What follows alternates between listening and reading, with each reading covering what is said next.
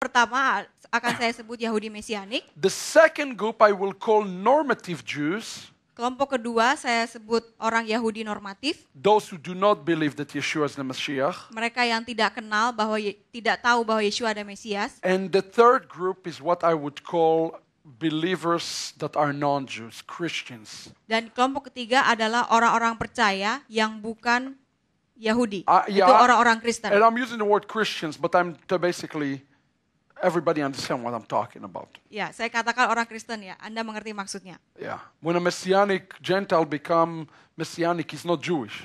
Kalau ada orang bangsa-bangsa menjadi Mesianik, dia tetap bangsa-bangsa, bukan Yahudi. Dia tetap kategori Kristen. So there is one, although each one of this group have its own path, meskipun masing-masing kelompok ini memiliki jalur masing-masing of preparing for these last days, untuk mempersiapkan diri menyambut hari akhir. What I want to do today is I want to first describe those to you.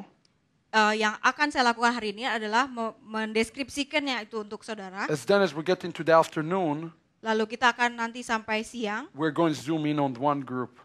Kita akan memusatkan pada satu kelompok. Which cover all of you in the room or most of you in the room. Yang di dalamnya kita semua masuk. The believers, the church. Yaitu orang percaya atau gereja.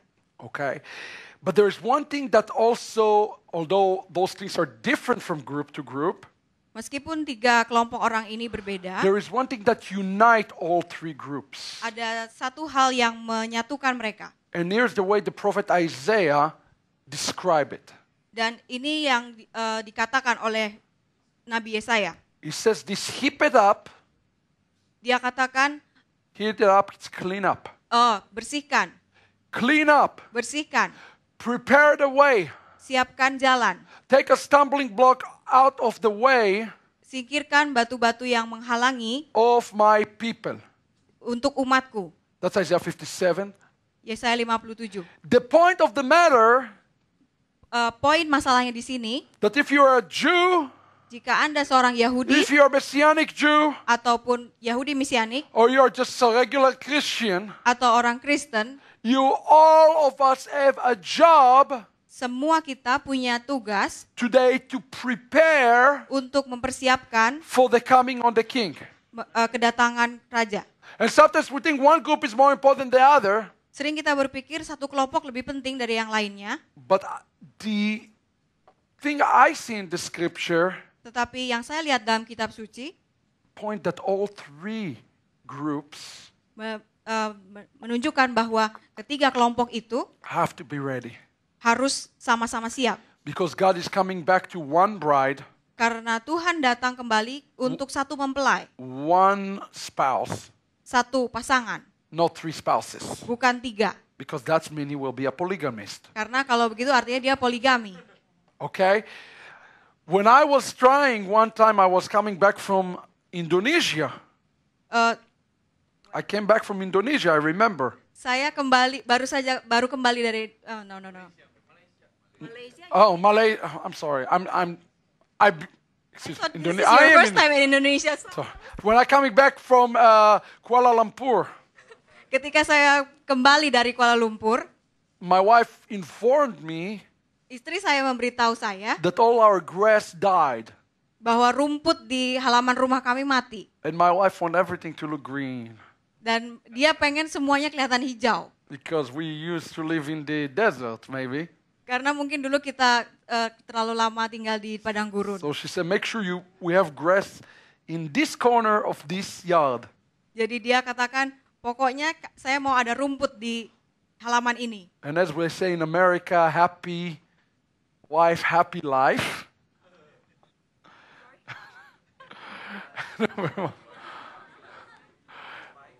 Oh, jadi orang Amerika bilang kalau istri senang, suami juga pasti akan bahagia. I told my wife I will find a solution to our problem. Saya katakan saya akan cari jalan keluarnya. Having no clue how. Saya nggak ngerti bagaimana caranya.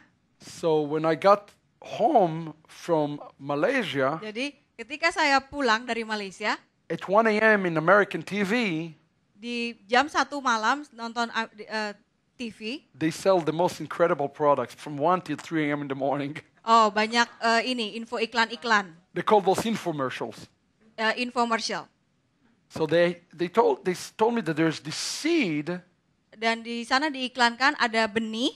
If you put the grass seed, Kalau ditaruh benih rumput, even on the concrete, bahkan ditaruh di atas beton pun, within 3 to 4 days you will have grass. dalam 3 sampai atau 4 hari akan tumbuh rumputnya. And if you call the next 10 minutes, Dan kalau Anda telepon dalam 10 menit ini, they'll give you extra bag. akan ada bonus. I call, I got like 5 bags. Dan saya telepon lalu saya beli 5. So they send me extra 5, 10 bags. Jadi dapat ekstra 5 kantong. So my boy is just a youngster, he's 7. Jadi saya dan anak saya, anak laki-laki umur 7 tahun, I just told him, spread all of it. ya, kita sebar semua. And we did it, and then we start just walking away from this grass. Kita sebar dan udah kita lupain. Lo and behold, 2 days later, we have a beautiful grass. Dan 2 hari berikutnya kita melihat tumbuh rumput bagus. My wife is up. I'm a hero. Istri saya senang banget, saya bagaikan pahlawan di mata dia. Yes, everything is good.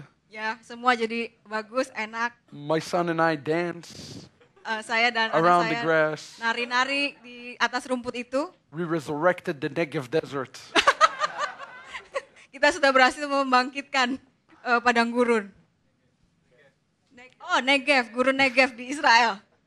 So anyway, then I get the phone call Lalu saya dapat telepon from my wife. dari istri saya. A few days later, Beberapa hari berikutnya, I get a text. saya dapat SMS. We need to talk about your grass. Kita harus bicara tentang rumput. I knew it's not good. Wah, ini pasti nggak bagus nih. She called and she said the guys died. Katanya rumputnya mati. So I say impossible. I saw all the green. Saya bilang nggak mungkin, kemarin udah hijau kok. So I finally come home Lalu saya pulang and I look at the bag dan saya lihat kantong benih itu. and I notice there's in the corner of the bag Dan saya lihat di sudut kantong itu a tiny disclaimer ada peringatan kecil, tulisan peringatan. and it says warning. Peringatan. Don't you love it how they put in they don't tell you that on TV. Di TV nggak dibilang, You have to water this grass 3 times a day siram rumputnya 3 kali sehari. or it will die. Kalau nggak mati. So we didn't water it Jadi karena tidak disiram, and it's die. mati. In order for this grass to grow, Supaya rumput ini tumbuh, a very specific conditions dibutuhkan kondisi tertentu has to be met. untuk dia tumbuh. Similarly to that, Sama dengan itu, in order for Messiah to come, untuk Mesias datang kembali, a very specific set of conditions ada suatu kondisi tertentu have to be met. yang harus terjadi. Specific condition with the Jews, Kondisi tertentu pada orang Yahudi, specific condition with the Messianic Jews, kondisi tertentu pada Yahudi Mesianik, and specific conditions with the church. dan kondisi tertentu pada gereja. And one of the great sins of the church has been Sedangkan dosa besar gereja adalah that those conditions bahwa kondisi itu have to be met in sequence. They have to be sequential. harus dilakukan secara bertahap.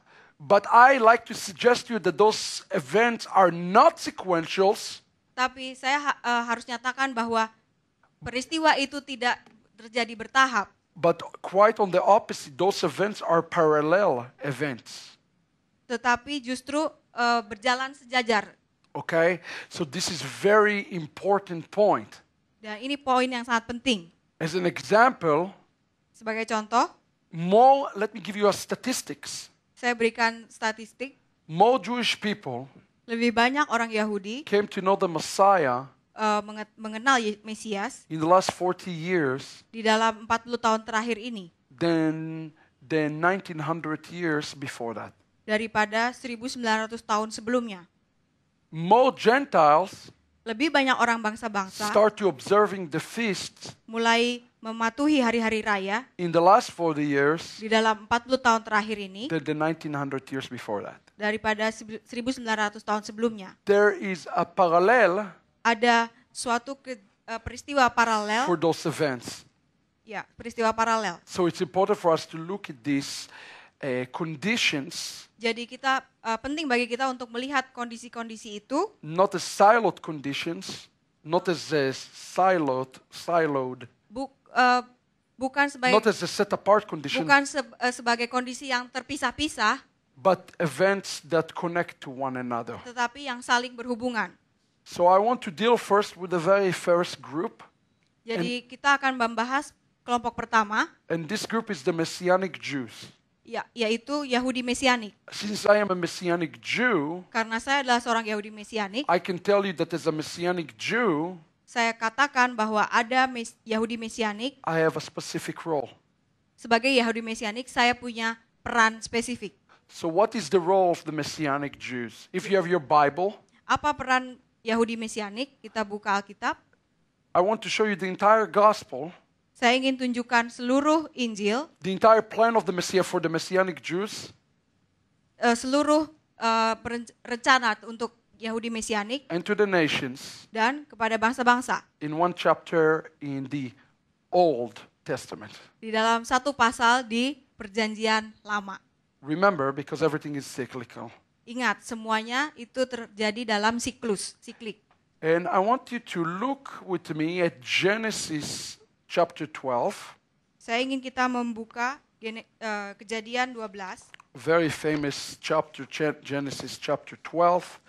And I want you to zoom in if you have your Bible, but if not, I'll put it on the screen.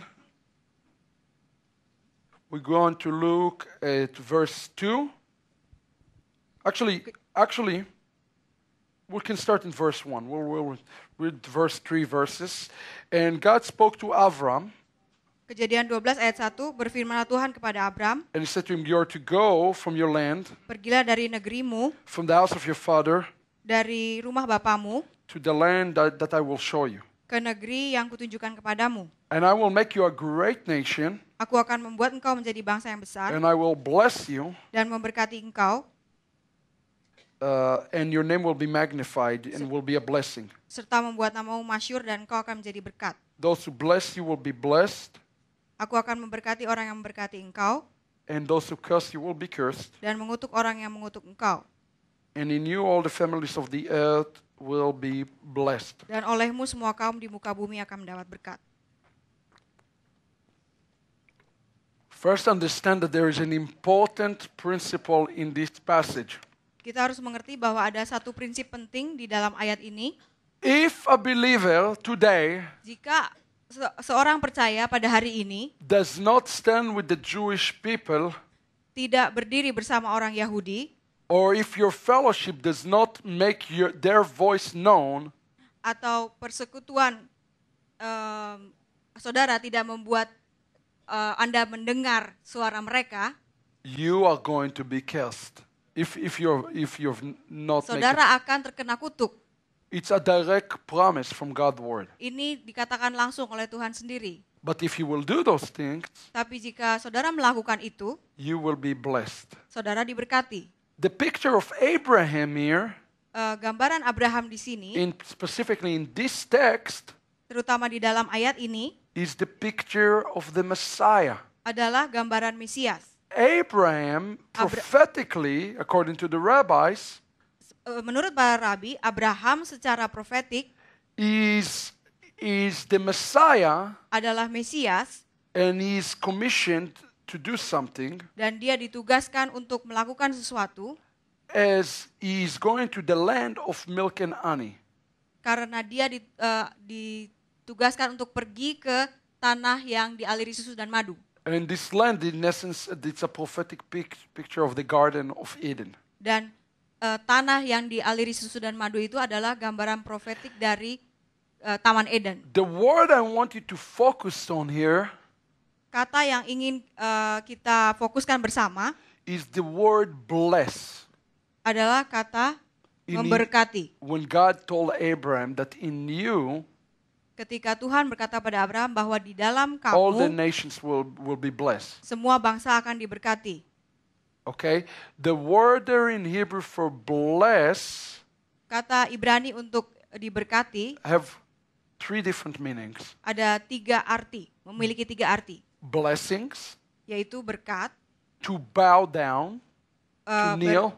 berlutut, But actually that's not the meaning of the verse at all. The third meaning has to do with agriculture.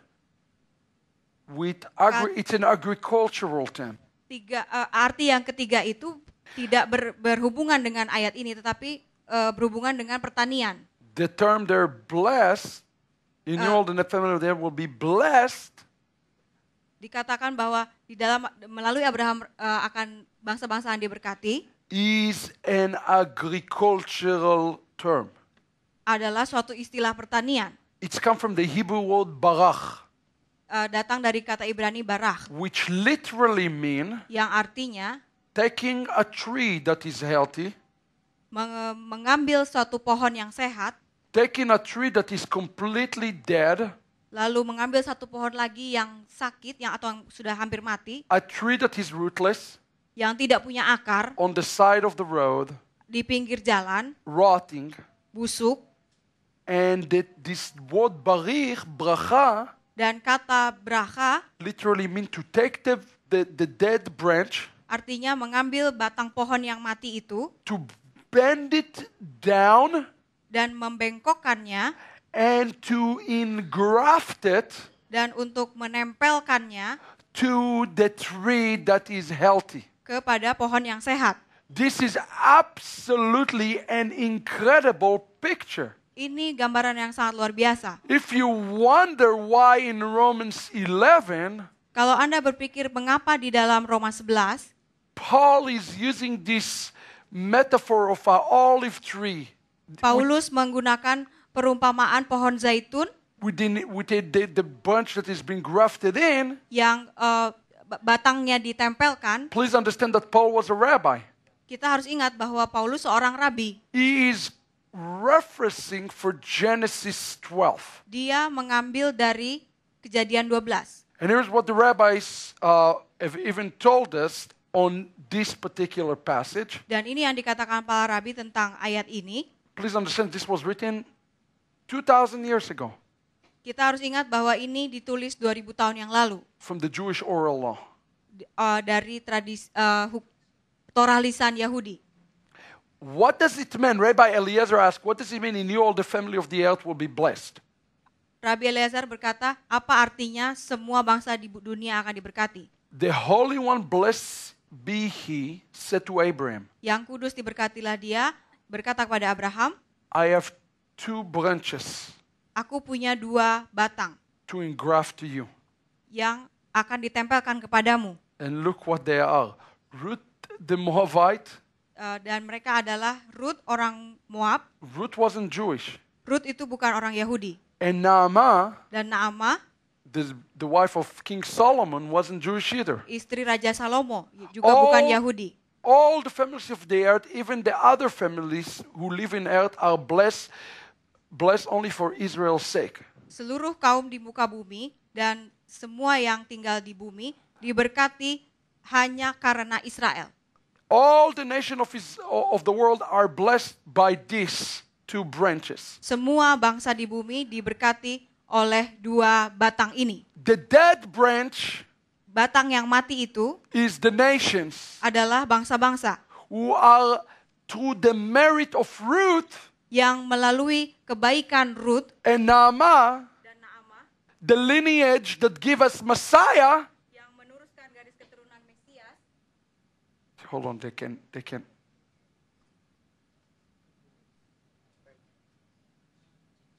Just use another one.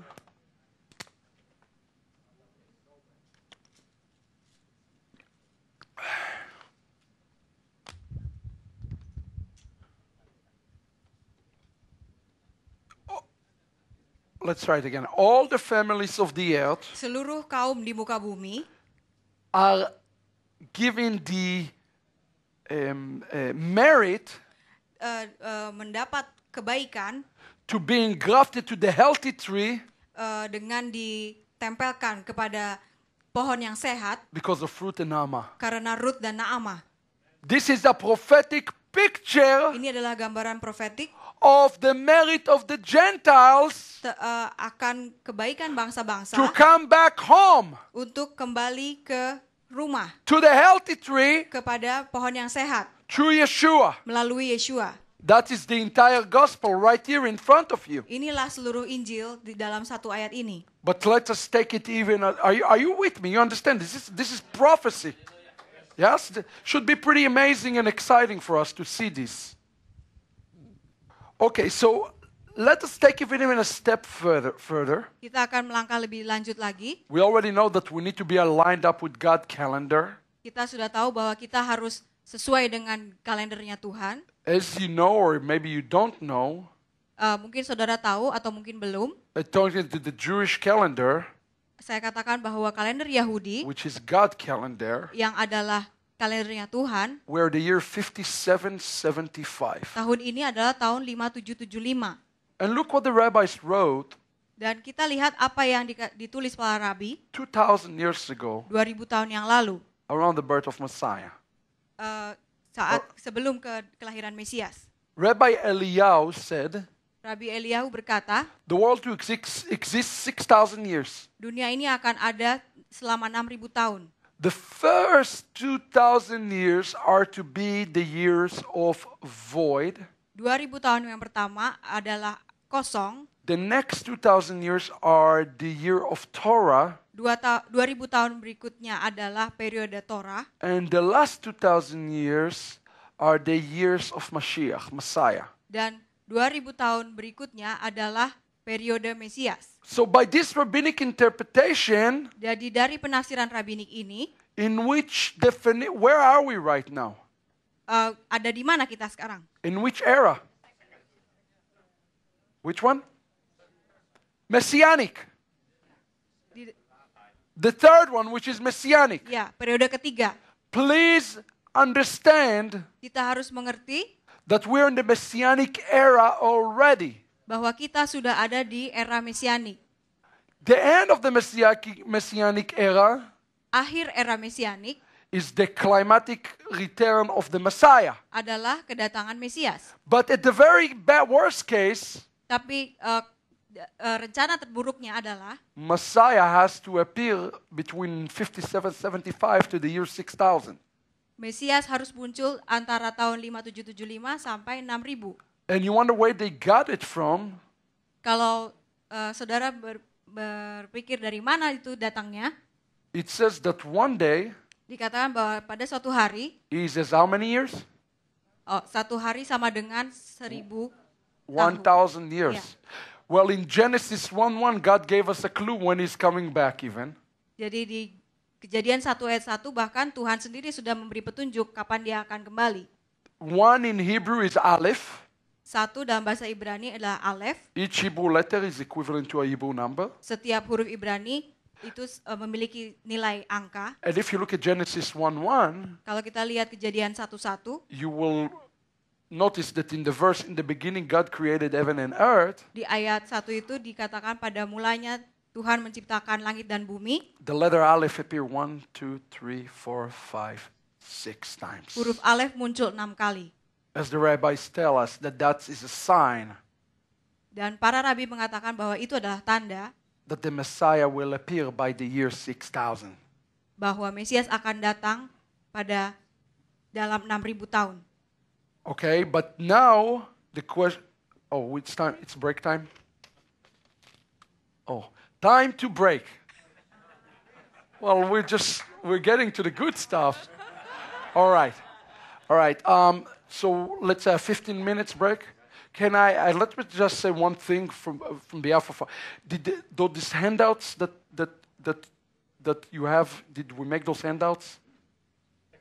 Okay, it's okay. We'll make it in the next break, but that's okay. Just check on it. Just want to let you know if you're interested in truly a great Jewish apologetics resources, we don't have much left, but we have some great things still left on our table. So let them know That's something will be a great blessings to them, and we cut the prices in half to be a blessing to the Indonesians.